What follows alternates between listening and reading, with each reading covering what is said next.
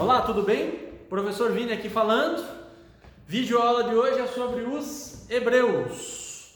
É comum estudarmos os povos da antiguidade oriental, sendo que os mais famosos vão ser os egípcios, talvez pelas pirâmides, os povos da Mesopotâmia, pela invenção da escrita, a escrita cuneiforme inventada pelos sumérios. Mas os hebreus têm uma importância muito grande quando a gente fala em história das religiões, sobretudo as religiões que dominaram o Oriente Médio e todo o mundo ocidental. Os hebreus vão dar origem a três importantes religiões: o judaísmo, o cristianismo e o islamismo. E o objetivo da aula é que a gente possa entender, aprender um pouco mais sobre essa civilização antiga. Ok? Então vamos a algumas informações básicas.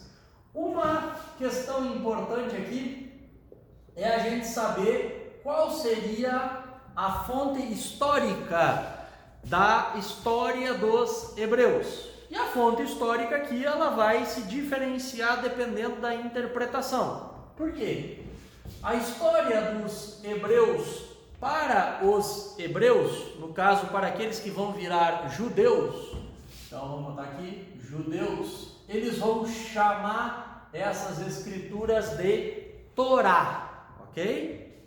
Já os cristãos que vão descender desses judeus, quando eles querem se referir ao Torá, então são judeus cristãos, vamos chamar assim, eles vão chamar esse mesmo livro de Pentateuco. E depois a gente ainda vai ter os cristãos, quando eles vão compilar essas mesmas narrativas no seu livro, que é a Bíblia, mas aí eles vão chamar isso de Antigo Testamento, que é onde vão ter boa parte dessas narrativas que para nós aqui vão interessar, obviamente, apenas a parte histórica. Nós não vamos aqui entrar na parte da teologia, né? Da questão mais profunda envolvendo a religião. Muito bem, então os hebreus têm como fonte histórica basicamente o Torá, ou chamado também de Pentateuco, ou então lá o Antigo Testamento. Aí a gente vai ver o patriarca. Quem é o patriarca? Aquele que também vai ser considerado o primeiro profeta, né? Vamos anotar aqui, primeiro profeta. O que é um profeta? É aquele que tem contato com Deus, é aquele que falou com Deus e foi ouvido por Deus. Então, o primeiro profeta, nome dele, Abraão, ok? Abraão, então, vai ser esse primeiro profeta, esse primeiro personagem aí, esse primeiro patriarca, certo? Por fim, vamos anotar aqui uma outra informação importante, que é a questão do local. Qual é a localização da civilização hebraica? É as margens do Rio Jordão. O Rio Jordão é uma conexão do Mar Morto com o Mar da Galileia. Então forma-se um rio ali entre um mar e outro. E esse Rio Jordão, ele está localizado hoje no que seria Israel, ok? Mas ele vai ser referido nesse momento aqui, nessas escrituras históricas, como Canaã, ou a terra prometida. Então vamos começar a falar um pouquinho sobre a história dos hebreus. A história dos hebreus começa na Mesopotâmia. Abraão é um chefe tribal, chefe de um clã na Mesopotâmia, e ele, segundo as escrituras, vai ter um encontro com Deus, e Deus vai dizer para ele que ele precisa encontrar uma terra que jorre leite e mel, uma terra fértil para levar o seu povo. E aí ele vai então em busca de Canaã. Vai encontrar Canaã e lá ele vai se fixar com o seu povo. É lá que ele vai ter o seu primeiro filho, que é um filho que ele vai ter com a Agar, que é uma escrava de origem egípcia, e depois ele vai ter o seu primeiro filho legítimo, que é Isaque, com a sua esposa, a Sara. Esses dois filhos, o Isaque e o Ismael, eles vão dar origem a dois povos que vão estar relacionados ao surgimento de duas religiões. Então vamos anotar isso que talvez seja importante para a gente aqui também. Então, Isaque, que é o filho que ele tem com a Sara, é o filho considerado legítimo, ok? Porque a Sara, enfim, é a sua esposa. Ele vai dar origem, o Isaque, a o que nós vamos chamar de judeus e depois cristãos, ou seja, os seus descendentes dão origem a essas duas religiões. Já o filho, o Ismael, que é o seu primeiro filho, é o seu primogênito, né? Que ele vai ter com a Agar, vai dar origem aos muçulmanos. Mas isso é tema para outra aula, né? Não vamos misturar muito as coisas aqui. Hoje, a intenção desse videozinho é que tu aprenda basicamente a origem dos judeus e dos cristãos, e obviamente essa civilização está associada com a história dos hebreus, certo? Então aqui eu te fiz uma introdução e agora então nós vamos ver uma outra parte importante. Os hebreus vão se fixar lá no Rio Jordão, mas o Rio Jordão é um rio pequeno, é um rio que sofre muito com a escassez de água, é comum períodos de seca no Rio Jordão. Então o que é que vai acontecer? Os hebreus vão acabar migrando do Rio Jordão e vão para o Egito. Então vamos ter que contar um pouquinho da história deles no Egito. Quando os hebreus chegam no Egito, eles vão estar se fixando no norte do Egito. Num primeiro momento, eles vão ser aliados dos egípcios, tá? Eles vão inclusive ajudar a combater os Ixos, que era um povo invasor do Egito. Então os hebreus vão sair lá do Rio Jordão e vão para o Rio Nilo, né? Por conta da fertilidade do Rio Nilo, da oferta de água no Rio Nilo. Então lá no Rio Nilo eles se fixam, certo? Num primeiro momento são aliados, mas com o passar do tempo, talvez tu já tenha ouvido essa história, eles vão ser escravizados, ok? Essa escravização vai ocorrer sob o domínio do faraó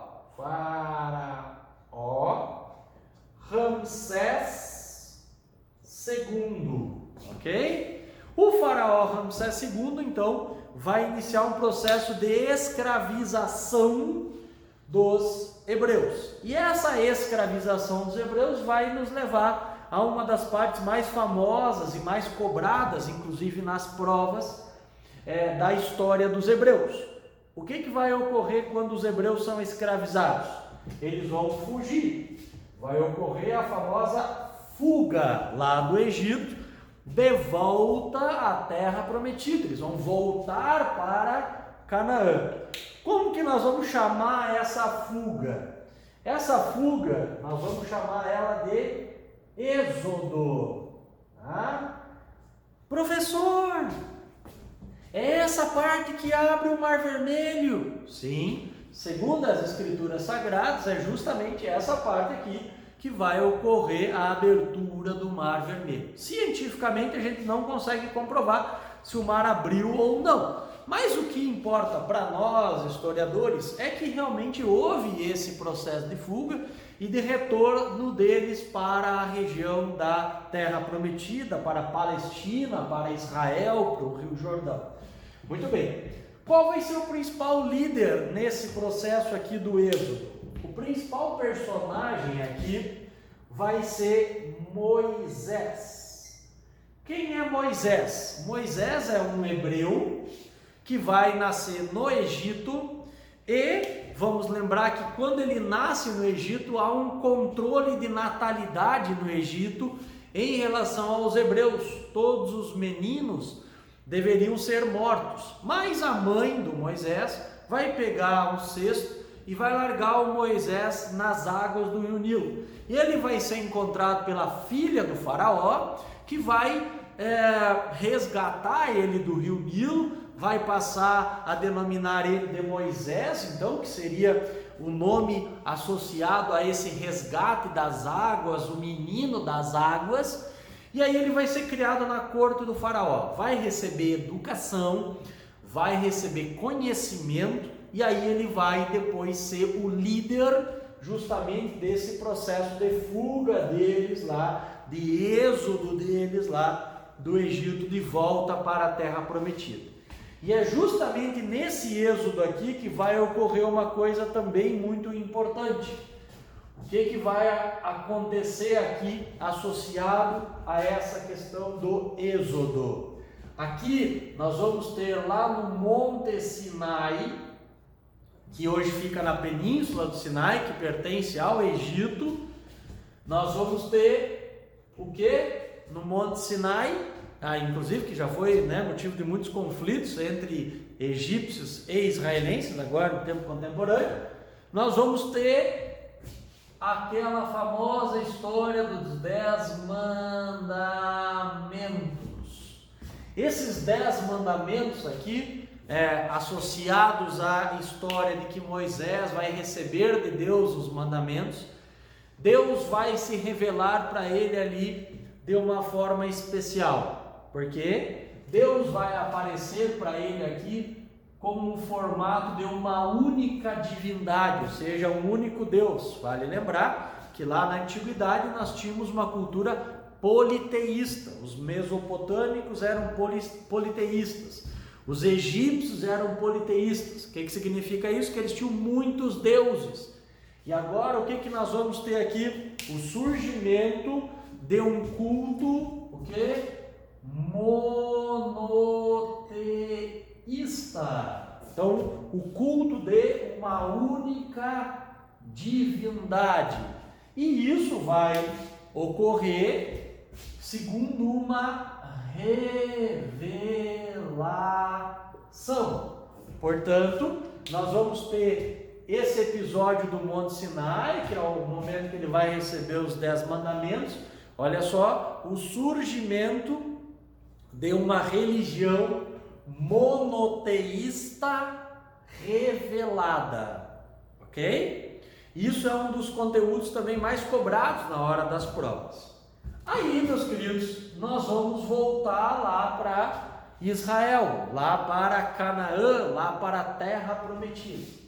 Então, lá em Canaã, o que vai acontecer? Depois que eles retornam, então, sai lá, ocorre o êxodo, Moisés, 10 mandamentos, tudo isso, retornam lá para Canaã. Lá em Canaã, eles vão ser administrados, comandados pelos chamados juízes. Quem são os juízes? São os guardiões das leis. Qual é a lei? Aqui não é da Constituição Federal, se fosse o nosso caso, Mas sim, são os guardiões desses mandamentos. E esses mandamentos aqui possuem preceitos religiosos, como também preceitos éticos, Honrar pai e mãe, não matar, não roubar. E veja que esses preceitos éticos, eles permanecem presentes até os dias de hoje, ok? Então esses juízes inicialmente são os administradores de Canaã. Aí nós vamos ter uma divisão de 12 tribos e posteriormente nós vamos ter a transformação disso em reinos, ok? Então primeiro as tribos, depois os reinos. Aqui nos reinos nós vamos ter um momento lá do reino de Davi, o reino de Salomão, que é inclusive quando é construído o templo de Salomão, hoje restam as muralhas do templo de Salomão. Nós vamos chamar essas muralhas hoje de o Muro da Lamentação, o Muro das Lamentações. É um importante local de encontro da cultura judaica. Então, nesses reinos aqui, nós vamos ter um processo que vai passando reino por reino, ok? Até a gente chegar a uma divisão. o reino de Israel e o reino de Judá, ok? Reino de Israel mais ao norte, reino de Judá mais ao sul. O que vai acontecer? Aqui no reino de Judá, nós vamos ter um sequestro dos, olha só, judeus. Agora eles já começam a ser chamados de judeus, mas se tu quiser ainda pode ser relacionar eles ao nome de hebreus. O que vai ocorrer aqui, sobretudo no sul desse império, né, dessa monarquia, na verdade, dos hebreus? Nós vamos ter o famoso episódio do cativeiro da Babilônia. O cativeiro da Babilônia é quando esses hebreus aqui vão ser sequestrados, vão ser escravizados. Quem é o cara que vai escravizar eles? O cara que vai fazer isso vai ser Nabucodonosor. E quem vai ser o cara que vai libertar eles? Vai ser Ciro. Ciro é um imperador da Pérsia, é um imperador persa. Então, o cativeiro da Babilônia, quem aprisiona é Nabucodonosor, quem liberta é Ciro, ok? O rei dos persas. Depois disso, o que a gente precisa saber ainda? A gente precisa saber que nesse processo aqui de invasão, né, dos babilônios, os hebreus vão começar a deixar de ter um papel preponderante, eles vão passar a ser invadidos por outros povos.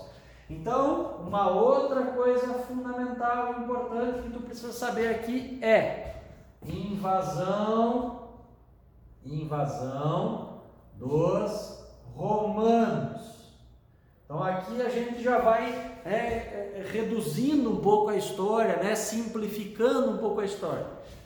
Essa invasão dos romanos aqui tu vai conectar com uma outra parte importante da história. É justamente no período da invasão dos romanos que nós vamos ter o nascimento de Jesus de Nazaré. A história de Jesus de Nazaré vai criar uma divisão dentro do povo hebreu. Aqueles que vão considerar Jesus de Nazaré como o Filho de Deus, o Messias, o enviado de Deus, vão passar a ser chamados de cristãos, né? Eles vão considerar esse Jesus de Nazaré o Cristo. Então aqui vai ter uma divisão entre os hebreus. Qual divisão? Aqueles que vão continuar acreditando em tudo isso e vão considerar que Jesus não é o Filho de Deus, são quem? Os judeus, ok? Que permanecem até hoje aguardando o envio do Messias, o Salvador. Eles não acreditam que foi Jesus de Nazaré esse Messias. E outra parte que passa a acreditar que Jesus de Nazaré é o Salvador, esses aqui vão passar a ser chamados de cristãos, ok? Aí, para a gente ir finalizando a nossa aula, o que a gente precisa saber também? É que é nesse momento da invasão dos romanos, do domínio dos romanos, os judeus e os cristãos, os romanos não faziam muita distinção entre eles vão escravizar esse povo, tanto judeus como cristãos. Eles vão ser levados, judeus e cristãos, para Roma. Eles vão ser mortos no Coliseu. E essa perseguição, essa escravização vai provocar o que nós vamos chamar de a diáspora do povo hebreu, que é quando eles se espalham pelo mundo. Eles fogem, então, né? Eles vão se dispersar pelo mundo. Isso vai acontecer mais ou menos 70 depois de Cristo. Então, judeus e cristãos acabam fugindo dessa escravização romana. Muito bem, aqui cuide para não confundir. Vamos deixar os cristãos de lado, porque os cristãos nós vamos trabalhar eles em Roma, nós vamos ver como que surge lá em Roma o cristianismo instituído pela Igreja Católica Apostólica Romana. Mas aqui vamos só fazer uma finalização na aula sobre os hebreus. Vamos terminar os hebreus. Os hebreus vão se espalhar pelo mundo, os judeus vão se espalhar pelo mundo, certo? Mas no século XIX, vamos anotar aqui, século XIX, ou seja, a gente está agora bem perto do nosso tempo, nós estamos falando lá dos anos 1800, no final dos anos 1800, um judeu chamado Theodor Herzl começa a desenvolver uma teoria, a teoria chamada de sionismo, é o nacionalismo judeu, com a perspectiva de que os judeus deveriam ter um estado próprio para viver. Essa teoria, o sionismo, inflama os ânimos dos judeus e também dos antissemitas, aqueles que perseguem os judeus. E aí nós vamos ter como consequência do sionismo o nazismo.